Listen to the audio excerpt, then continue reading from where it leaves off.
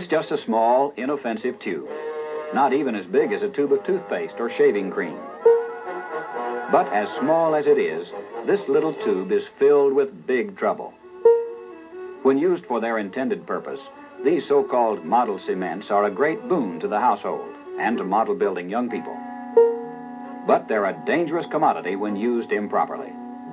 The big trouble that lives in a tube of glue is unleashed when its vapor is inhaled. Now, why in the world would anyone deliberately sniff glue? For its intoxicating effect. The solvents that make the glue quick drying and convenient also can cause a person who inhales them to become drunk. It's about the same effect as drinking alcohol, but much more dangerous.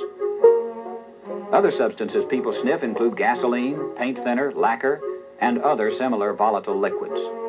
The effect and dangers of inhaling these is the same as glue sniffing. Why is glue sniffing so bad? Because of what it does to those who engage in it. At first, it doesn't seem so bad at all. It produces a giddy feeling, making a person feel silly and excited. It may produce a good all-over feeling. But this feeling rapidly progresses to the dangerous level. It poisons, brings unconsciousness, and in some cases, death. When glue sniffing comes in, interest in other things goes out the window. People who sniff glue rapidly lose interest in other things. They drop out of athletics, usually fail in school, and become withdrawn from other people. Glue sniffing is habit forming, and a person soon becomes dependent upon it, even to the point of fighting with other glue sniffers over it. Their glue sniffing habit often links them with criminal activities. Worse yet, the glue sniffing habit can lead to more serious addictions with other products, such as narcotics. Glue sniffing is a dangerous practice. It causes impulsive and unpredictable behavior. The glue sniffer may develop feelings of reckless abandon and careless impulsiveness. His foolish behavior often endangers his own life and the lives of others as well.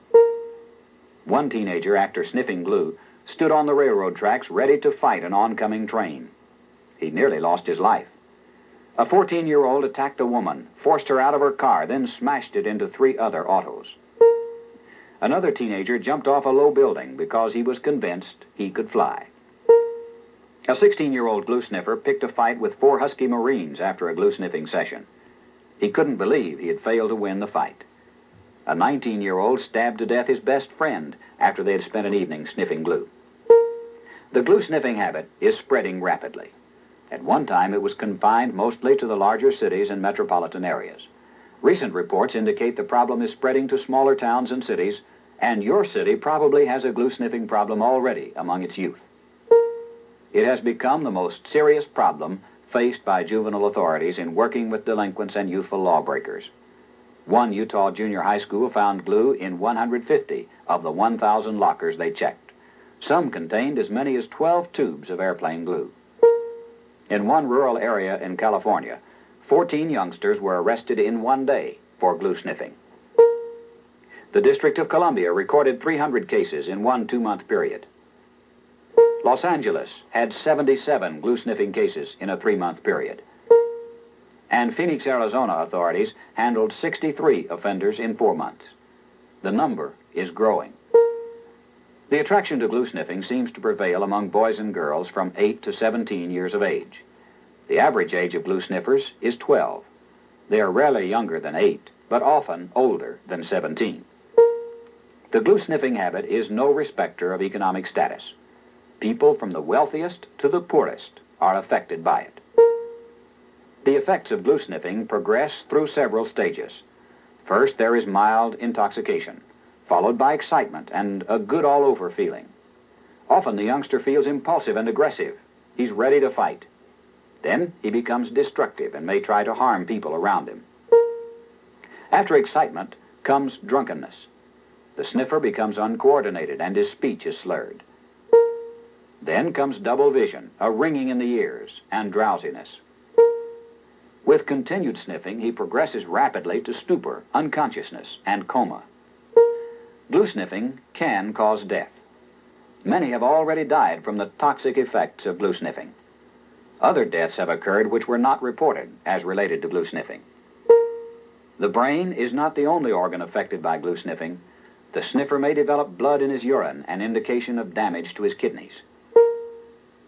He may develop damage that is serious enough to cause death. He can develop aplastic anemia, a condition in which the bone marrow is damaged so that it cannot manufacture blood cells. This too can cause death. Loss of memory is another result of glue sniffing. The sniffer cannot remember what he has done under its influence. Even after committing a terrible crime, the sniffer often asks in all innocence, "What have I done wrong?" Glue sniffers are a serious community problem for a number of reasons. First, they spread the glue sniffing habit by luring their friends into taking part. They create a crime problem. Often, they resort to stealing to meet their increasing desire for the glue.